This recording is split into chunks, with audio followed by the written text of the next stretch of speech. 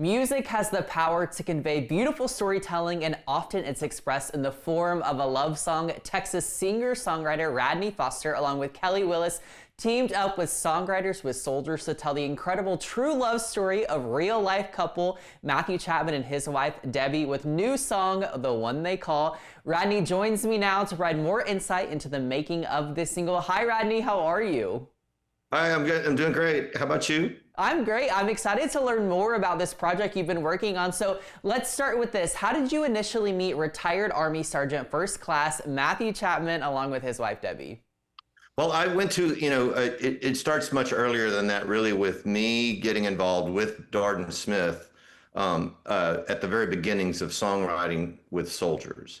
And I have continued that work. Working with them has been just an absolute joy for me. They create retreats, hundreds of them, for songwriters to get together with soldiers and veterans and of all stripe,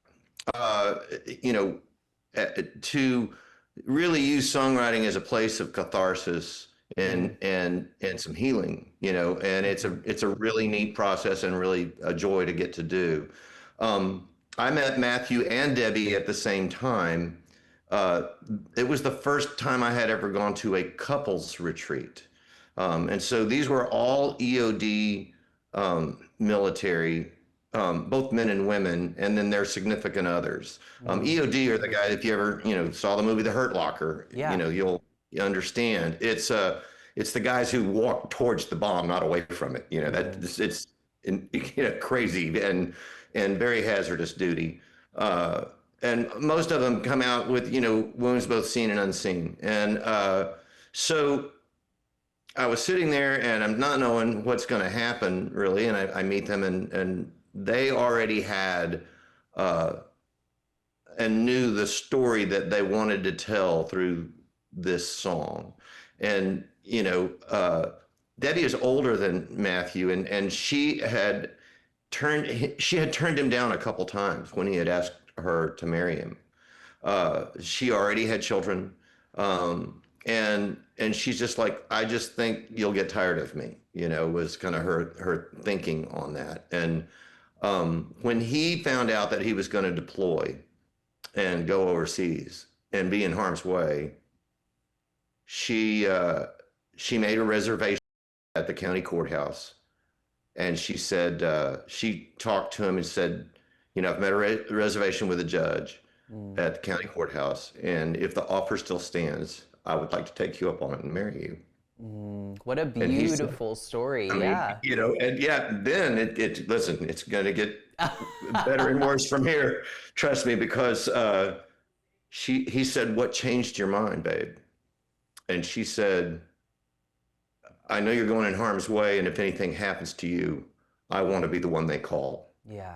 Yeah. I mean, that's and powerful. If that's not words. Love, I don't know what is. Yeah. I'm sorry, I'm getting emotional. I'm just reliving. And that's what I love, is that it's a real story. So why was it important for their love story to be told, do you think?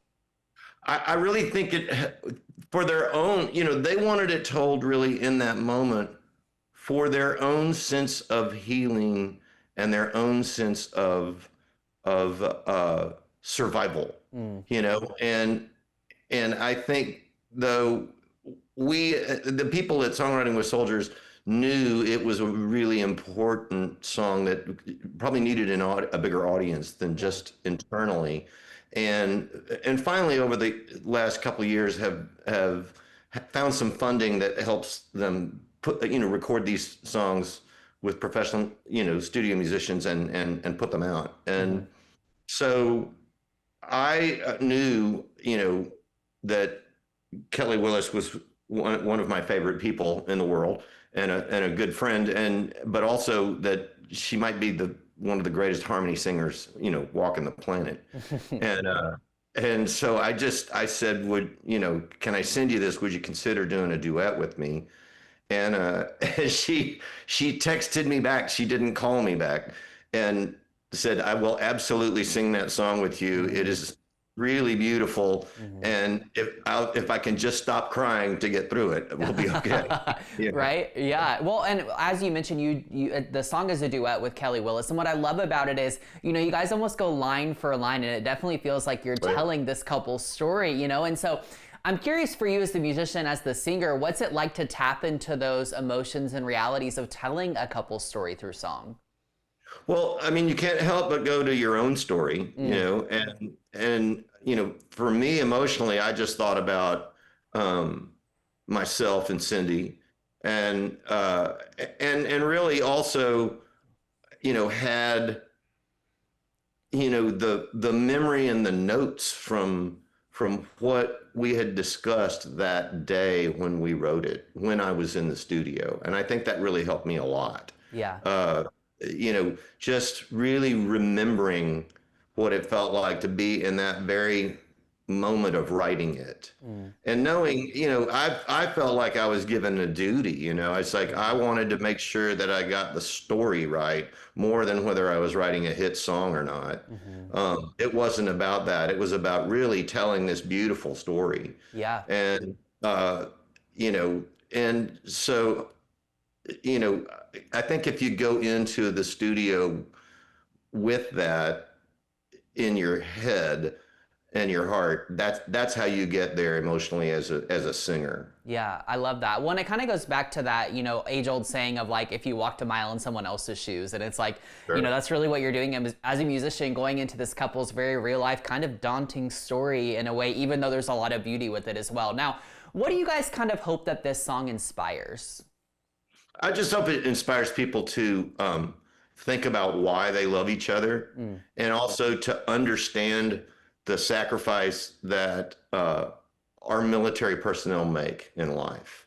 You know, they really do go out and risk it all, and it often is hard on families, and so any amount of support that we can give those families is a really good thing. You know, it's just really about thinking about your neighbors. Yeah, we all need people to get along in life, right? Like that's the whole point, is to do life together. How can people check out The One They Call? Oh, they can, it'll be available on all the streaming services wherever you stream music. But also, if they want to go to Songwriting with Soldiers website, I think they'll be able to hear it there, see some of the video and stuff that's going to go on. Certainly on my site, we're going to put up some video of me and Kelly in the studio together. And, you know, it's a great organization. It's a great way to give back. If you feel like you got an extra, you know, chunk of change, it's a good thing to do. Yeah, I love that. Well, The One They Call releases February 13th on all music streaming platforms, as Radney said. Radney, thanks so much for your time, providing more insight into this incredible project.